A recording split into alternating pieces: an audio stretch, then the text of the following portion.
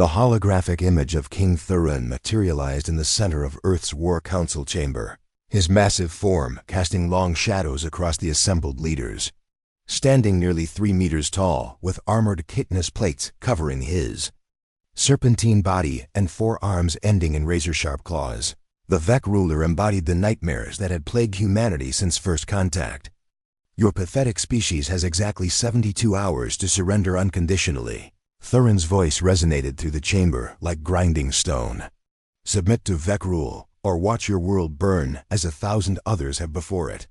General Morrison, Earth's military commander, stepped forward despite the tremor in his hands. And if we refuse? Thurin's mandibles clicked in what might have been laughter. Then you join the memorial garden of extinct civilizations that thought themselves capable of resisting the Vec Empire. Your bones will fertilize the soil of worlds. Far from here. The hologram flickered and died, leaving the chamber in suffocating silence. For 6 months, humanity had watched the Vec fleet approach, growing from distant specks to our armada that blotted out the stars. Every military simulation ended the same way. Total human extinction within days of engagement. Captain Jake Torres stood at the back of the chamber, his weathered face betraying none of the turmoil churning in his chest.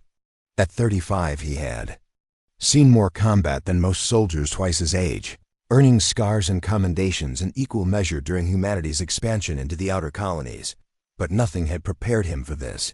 There is one option, Elder Kane spoke from the councils. Observation deck. The ancient alien had served as humanity's guide to galactic law since the first peaceful contact decades ago. His crystalline form pulsed with subdued light as he addressed the room. The right of single combat. Morrison's eyes widened. You're suggesting we stake humanity's survival on a duel? It is written in the oldest galactic codes, Kane explained, his voice like wind chimes in a gentle breeze. Any species facing extinction may invoke the right of single combat. 1 warrior against 1. If the challenger wins, the aggressor must withdraw and grant the defending species full sovereignty for 100 years. And if our champion loses, then the execution proceeds as planned, but with honor intact. Jake found himself stepping forward before conscious thought could stop him. I'll do it. The chamber erupted in protests and arguments, but Jake's voice cut through the chaos. I've studied every piece of combat footage we have on the Vec. I know their tactics, their weaknesses. If anyone has a chance, it's me. Morrison shook his head. Jake, you're talking about facing a being that's conquered half the galaxy. King Thurin himself has never lost a single combat in over 2 centuries. Then it's time someone changed that record. Every great journey starts with a few brave explorers. Sci-Fi stellar conflict is just beginning, and your support means everything. If you're hungry for HFY battles and tales of human valor against alien might, hit subscribe. It's free, and it helps us bring these front lines to you. Elder Kane's form brightened with something that might have been hope. The human speaks truth. I have observed your species for decades, and there is something in your nature that defies conventional understanding. Where others break, humans endure. Where others retreat, humans advance. Jake nodded grimly. When do we issue the challenge? The moment you speak the words, there is no turning back, Kane warned. The right of single combat is binding across all galactic law. Win or lose, this will be your final battle. Jake looked around the chamber at the faces of humanity's leaders, seeing fear mixed with desperate hope. Outside, 8 billion souls waited for salvation that might never come. His choice would determine whether humanity's story ended in extinction or continued among the stars. Then let's make it count, Jake said, his voice carrying the weight of an entire species. Tell King Thurin that humanity accepts his challenge. 1 warrior against 1, winner takes all. The die was cast. In 72 hours, the fate of humanity would rest in the hands of a single soldier, facing impossible odds. But as Jake Torres stood in that chamber, surrounded by the weight of history and the hopes of his people, he carried something no alien conqueror had ever truly understood. The unbreakable will of the human spirit. The galaxy was about to learn what that truly meant. The journey to the Vec homeworld took 18 hours aboard the fastest diplomatic vessel humanity could provide. Jake spent the time reviewing combat footage, studying anatomical charts, and preparing his mind for what lay ahead. The ship's medical bay had been converted into a makeshift training facility, where he practiced movements and techniques that might give him an edge against an opponent twice his size. Elder Kane remained by his side throughout the journey, sharing what knowledge he possessed about Vec culture and combat traditions. The arena on Vecros is ancient, the crystalline being explained, his form pulsing with dim light in the ship's corridor. It has witnessed the deaths of champions. From 1,000 worlds, the Vec consider it sacred ground. Jake paused in his weapon maintenance, looking up from the plasma rifle he'd been checking. Tell me about their previous challenges. How many species have tried the rite of single combat? 47, Kane replied without hesitation. The Thalorians lasted 6 minutes. The Krenari warrior fought for nearly 20 before falling. The longest battle was against a Goliath from the Androxa system. 32 minutes of combat before King Thurin claimed victory. And none of them found a weakness? Kane's form flickered with what might have been uncertainty. The Vec are apex predators, Jake. They evolved on a world where only the strongest survived. Their king represents the pinnacle of their species' combat evolution. 4 arms, redundant organ systems, armor that can deflect most energy weapons, and reflexes faster than most beings can track. Jake nodded, absorbing the information. But he's never fought a human. No, Kane agreed. And that may be your only advantage. As they approached Vecros, Jake pressed his face to the viewport and stared at the alien world below. The planet was a study in contrasts, gleaming cities of metal and glass rising from vast wastelands scarred by ancient battles. The Vec homeworld bore the marks of countless conflicts, yet it pulsed with the energy of a civilization at the height of its power. The ship's communication array crackled to life, broadcasting across multiple frequencies. News of the challenge had spread throughout the galaxy with unprecedented speed. Species that had remained silent for centuries were suddenly taking notice. The Quantum Collective, the Spiral Alliance, even the reclusive Voidwalkers, all were sending representatives to witness what many considered humanity's final hour. Captain Torres, the ship's pilot, called from the cockpit. We're receiving docking instructions from Vecros Control. They're directing us to the arena district. Jake stood, checking his equipment one final time. The plasma rifle felt solid in his hands, its weight familiar and reassuring. His combat suit was Earth's finest lightweight armor that provided protection without sacrificing mobility. It wasn't much against Vec natural armor, but it was the best humanity could offer. Remember, Kane said as they prepared to disembark, the Vec respect strength above all else. Show no fear, offer no quarter, and never surrender. These are the only laws that matter in their arena. The docking bay was a cavernous space filled with beings from across the galaxy. Jake had never seen such diversity. Floating gas beings from the nebula regions, crystalline entities that resembled living gemstones, and mechanical constructs whose origins were lost to time. All had come to witness the spectacle, and all seemed to regard Jake with the same expression. Pity. King Thurin himself waited in the center of the bay, surrounded by his royal guard. Up close, the Vec ruler was even more imposing than his holographic image had suggested. His chitinous armor gleamed under the harsh lights, and his 4 arms moved with predatory grace. When he spoke, his voice carried the authority of absolute power. So the human child comes to die with honor, Thurin said, his mandibles clicking in amusement. I confess, I had hoped for something more substantial. Jake stepped forward, meeting the alien king's gaze without flinching. I'm here to fight. Not to impress you. Indeed. Thurin's head tilted, studying Jake with 4 unblinking eyes. Your species intrigues me, little human. Most who face me in the arena spend their final hours begging for mercy or seeking ways to escape their fate. Yet you stand here with defiance in your eyes. Humans don't know how to quit, Jake replied simply. We shall see, Thurin said, turning toward the arena entrance. The combat begins at dawn. Use your remaining time wisely. It will be your last. As the crowd dispersed, Jake found himself alone with Kane in the visitors' quarters.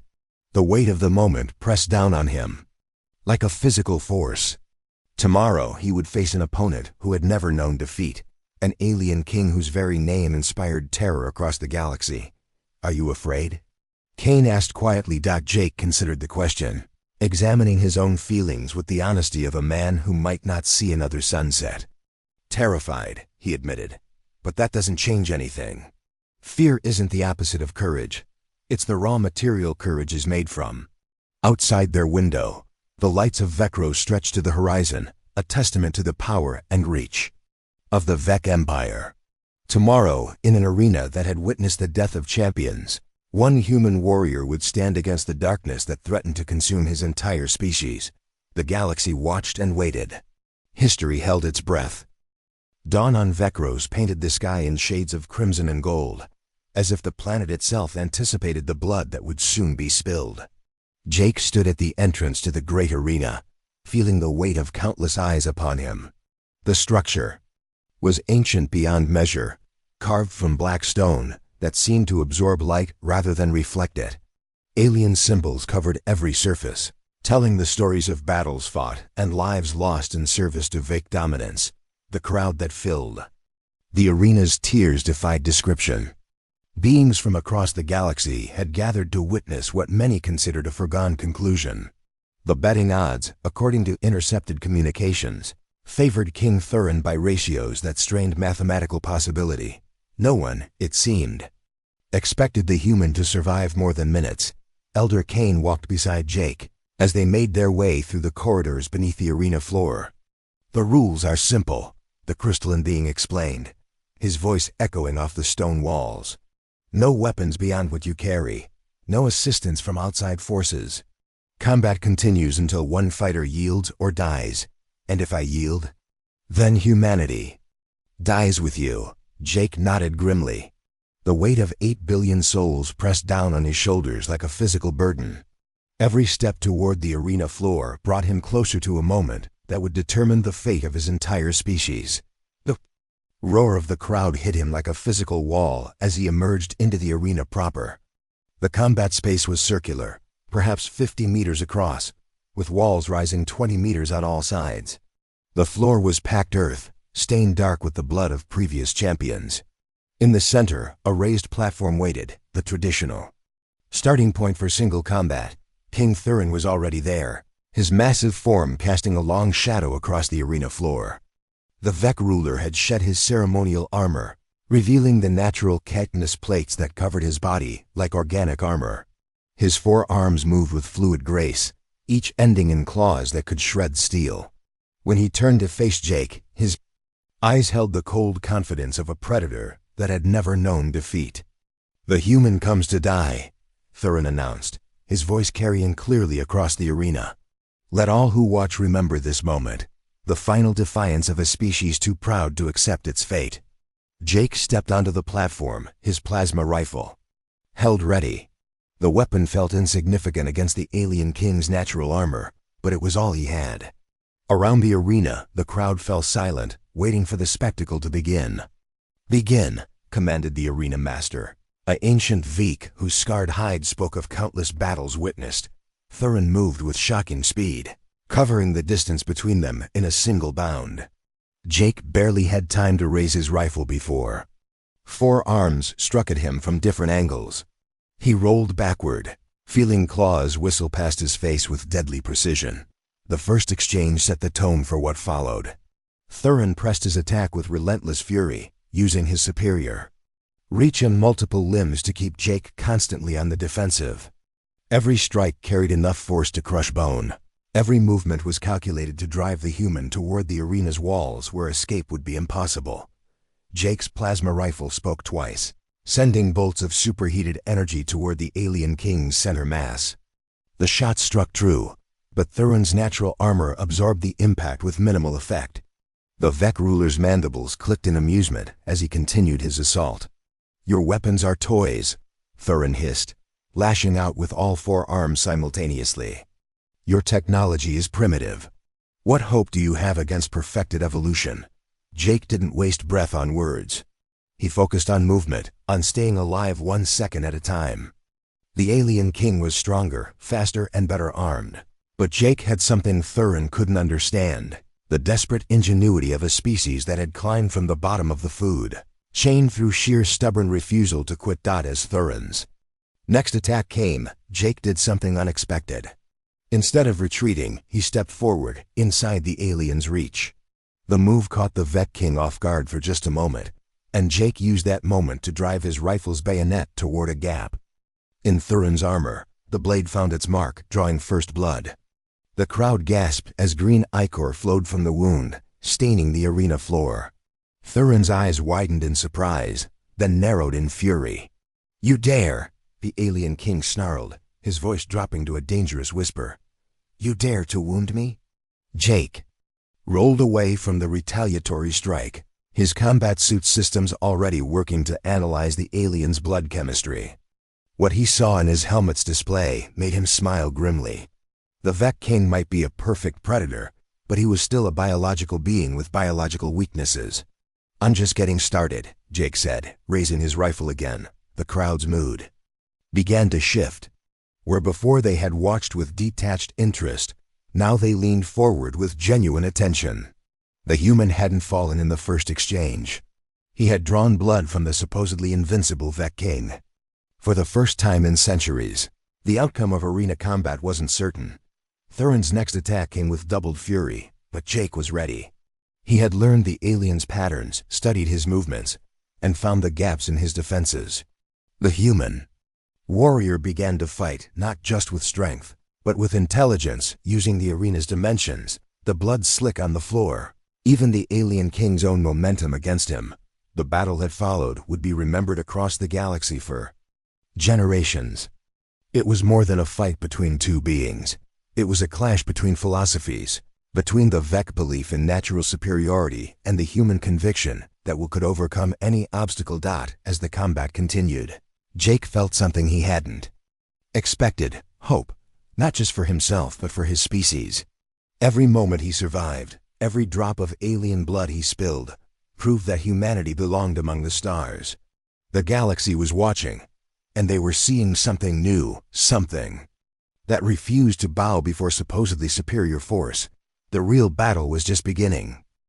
Blood and sweat mixed on the arena floor as Jake and King Thurin circled each other like predators seeking an opening. 20 minutes had passed since the combat began, and the human warrior had already exceeded the survival time of most previous champions. The crowd, initially dismissive of the small human, now watched with rapt attention as the impossible unfolded before their eyes. Thurin's chitinous armor bore several wounds, green ichor seeping from gaps that Jake's unconventional tactics had created. The Vet King's forearms moved with less fluid grace now, one bearing a deep gash that limited its range of motion. His breathing had become labored, each exhalation accompanied by a low hiss of frustration. "You fight like a scavenger," Thurin spat, his mandibles clicking rapidly. "No honor, no nobility. Just desperate scrambling." Jake wiped blood from a cut above his eye, his plasma rifle now silent, its power cell exhausted from the prolonged engagement. He had discarded the weapon in favor of a combat knife, its monomolecular edge one of humanity's few advantages. "In close combat, we call it adaptability," Jake replied, his voice steady despite the pain radiating from a dozen wounds. "It's kept us alive this long." The alien king's next attack came with primal fury, all four arms striking in a complex pattern designed to overwhelm any defense. But Jake had been studying those patterns, learning from each exchange.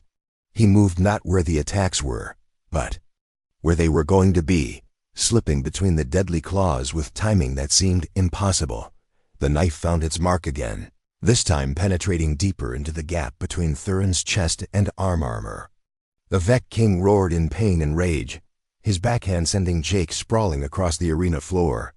But the human rolled with the impact, coming up ready to continue the fight. In the viewing tiers, representatives from across the galaxy watched with growing amazement. The Quantum Collective's observer, a being of pure energy contained within a crystalline shell, pulsed with patterns that indicated deep thought. The Spiral Alliance's delegation whispered among themselves in languages that predated star travel.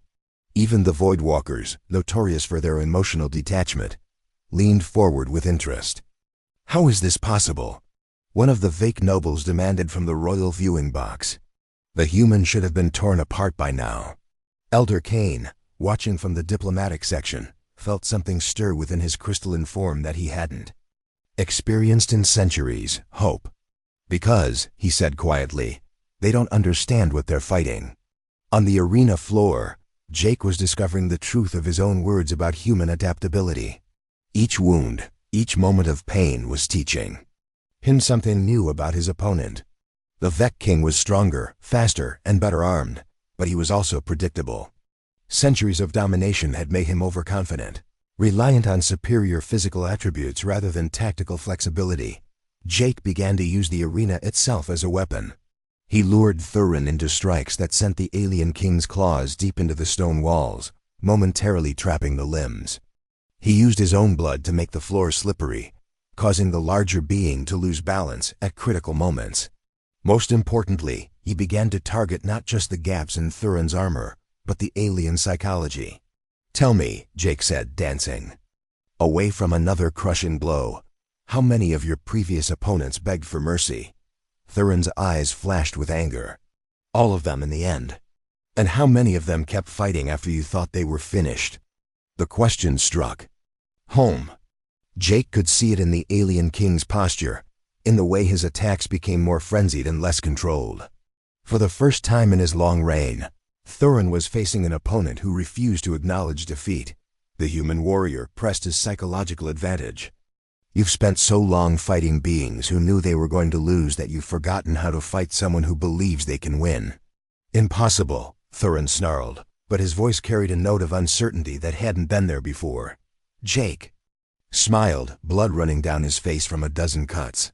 "The impossible is just another word for something that hasn't happened yet." The next exchange was different. Where before Jake had been purely defensive, now he began to attack with purpose.